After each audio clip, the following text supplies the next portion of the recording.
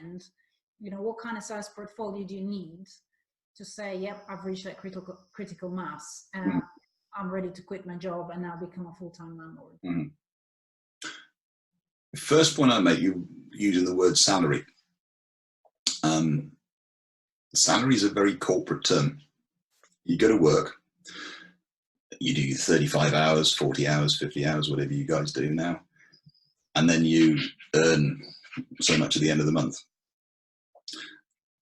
Entrepreneurs don't earn money.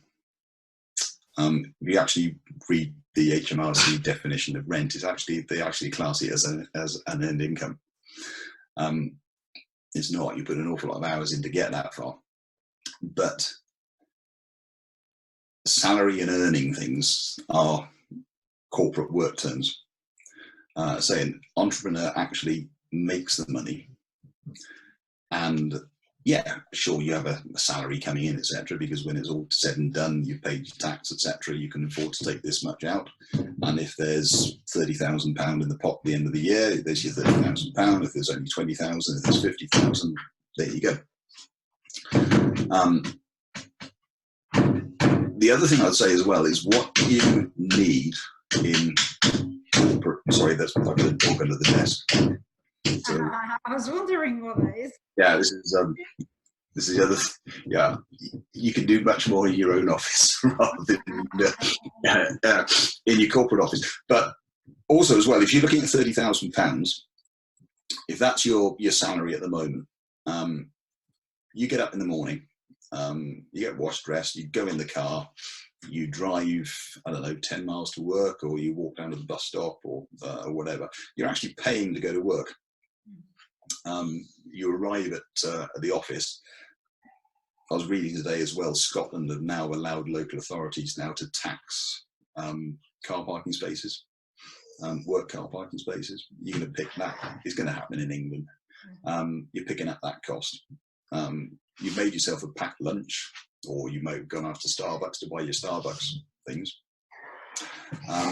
There's an awful lot of costs associated with going to work.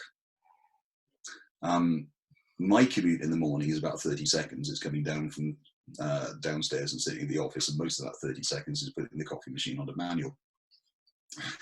I own one suit. It's my hatched, matched, dismatched and court suit. This is my office attire. I've only just started wearing long trousers again because I spent most of the summer in shorts.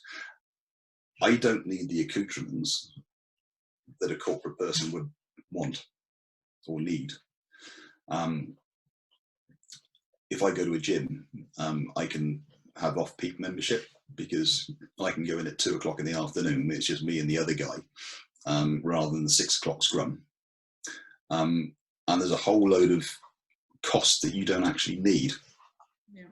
So that's why I'm saying as well, if you start putting everything on your debit card, and at the end of the month going through it saying, right, okay, I didn't need that. You know, if I was working in my own home, I wouldn't need that, wouldn't need that, wouldn't need that, wouldn't it? You'd probably turn around and say, right, you're 30,000 a year.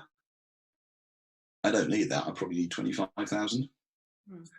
Also, as well, you're paying into pensions, presumably.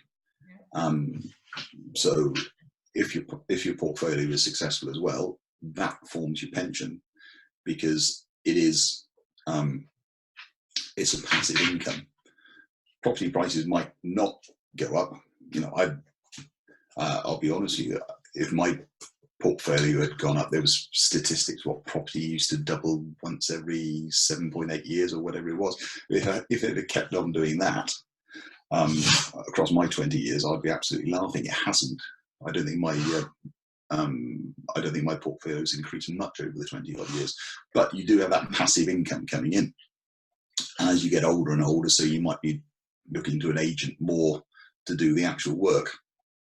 But the point is, it's a passive income that doesn't go away as long as it's massive, as long as it's managed. That could be there to your dying day. So you don't necessarily need a pension. So as I say, your £30,000 could just be reduced to £22,000, £23,000, £24,000.